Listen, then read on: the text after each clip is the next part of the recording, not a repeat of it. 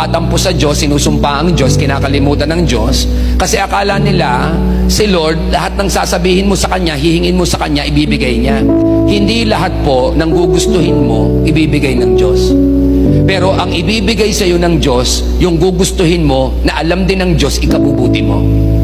Kasi may mga bagay na para sa iyo ay tama, pero sa Diyos ay mali. Pero may mga bagay na para sa iyo ay mali, pero sa Diyos ay tama. Example, yung patawarin mo yung kaaway mo, para sa iyo ay mali, pero para sa Diyos tama yun. Kaya very, very important, ang tunay na nagtitiwala sa Diyos, yung talagang may relasyon sa Diyos. At hindi lang basta relasyon sa Diyos, malalim at lumalalim na relasyon sa Diyos. Pwede bang magtampo kay Lord? Pwede. Pwede bang masaktan kay Lord? Pwede bang ma-disappoint kay Lord? Pwede. Pwede ba mga kapatid magalit kay Lord? Pwede.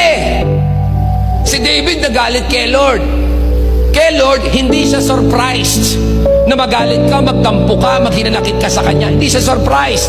Pero ang nalulungkot si Lord, tangisahin ko ano? Ang tumalikod ka sa Kanya. Mas mabuti na yung sumisigaw ka sa Diyos dahil nagagalit ka, pero kaharap mo siya, kesa nakatalikod ka na hindi ka sumisigaw, pero ayaw mo nang maniwala at magtiwala. Kaya ito mga kapatid, ang pagtitiwala ay best expression ng tunay na pagmamahal.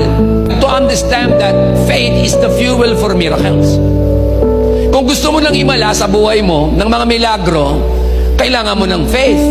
But, everybody say but trust is the foundation for miracles. Yung faith mo, hindi pa laging mataas.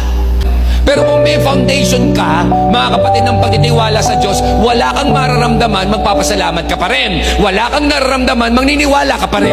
Wala kang mararamdaman, nandyan ka pa din. Napipilita ka ng umaten ng church.